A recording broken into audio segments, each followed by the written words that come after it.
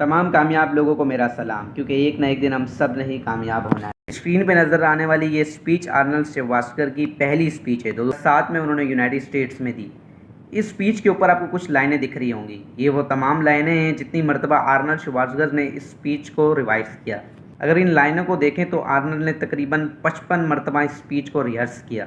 बुढ़ापे में तकरीबन 60 साल की उम्र में जो शख्स इतनी मेहनत कर सकता है, तो सोचें उसने जवानी में किस हद तक मेहनत की होगी। यही लाइफ लेसन हम सीखेंगे आर्नल्ड श्वार्ज़नेगर की लाइफ से। Number 1, reps and mileage.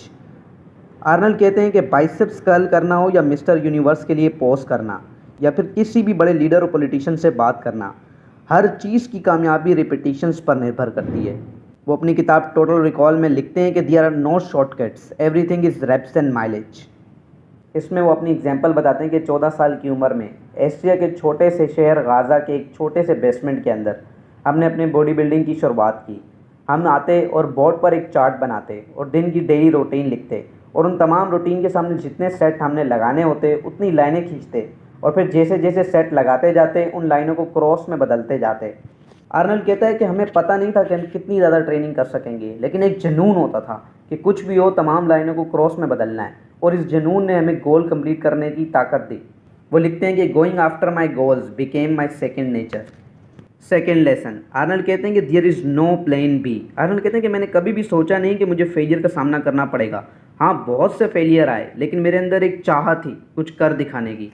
Arnold कहते हैं कि जब मैंने बॉडी बिल्डिंग का पैशन बनाया और मिस्टर यूनिवर्स बनने की ठानी, तब इसके लिए मुझे अपना घर छोड़ना पड़ा, अपना सब कुछ छोड़ना पड़ा, लेकिन मैंने छोड़ा। इसके बाद जब मैंने हॉलीवुड में कदम रखे तो मुझे बहुत सी मुश्किलों का सामना करना पड़ा, लेकिन दिमाग में एक बात बैठी हुई थी कि मुझे एक हीरो बनना ही है। आर्नल्ड कहते हैं कि जब मैंने हॉलीवुड में कदम रखा तब बहुत से डायरेक्टर्स ने मुझे मना कर दिया। किसी ने कहा कि तुम्हारा नाम अजीब है, किसी ने कहा कि तुम्हारा एक्सेंट सही नहीं, कुछ लोग ये भी कहते रहे कि तुम्हारा जिस्म इतना बड़ा है कि इसके सामने तमाम के तमाम एक्टर्स बहुत छोटे लगेंगे और तुम कभी भी पब्लिक को भाओगे नहीं। आर्नल्ड कहते हैं कि इन्हीं दौरान मुझे एक मेंटोर मिले। उन्होंने मुझे एक बात सिखाई। उन्होंने कहा कि तुम्हारे दिमाग में कोई भी प्लान बी नहीं होना चाहिए, और इसके साथ साथ तुम्हें जो शख्स भी ना बोले तुम उसको हाँ में सुनो। कैसे? तुम एक काम करो, लोगों के पास जाओ और जो भी तू शख्स तुम्हें ना करे तुम उसका बुरा मत मनाओ और अपने मन में मान लो कि हाँ हो चुकी है।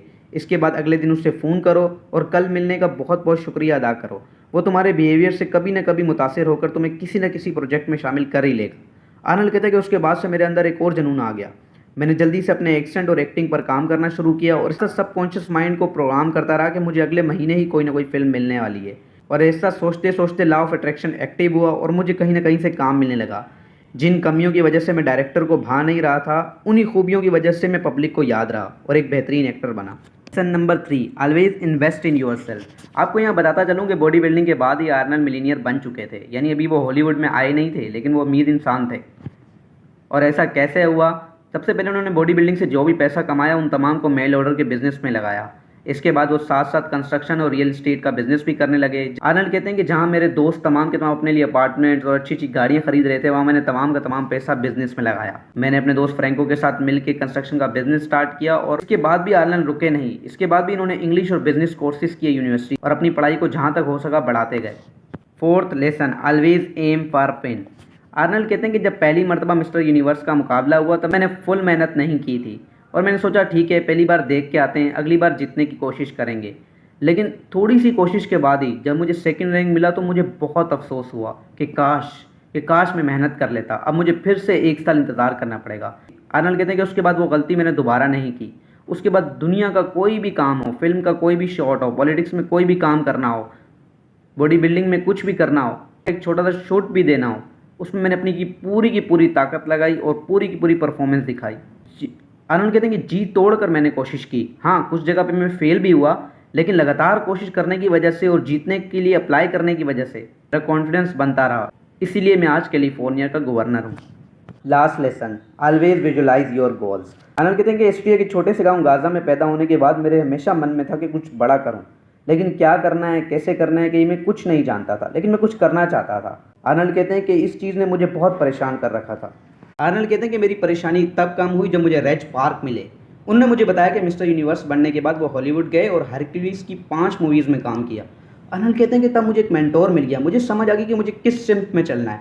उसके बाद मुझे कभी परेशानी नहीं हुई और मैं अपने गोल्स के लिए अलग मोटिवेशन महसूस करने लगा और एक अलग एनर्जी से आगे बढ़ने लगा।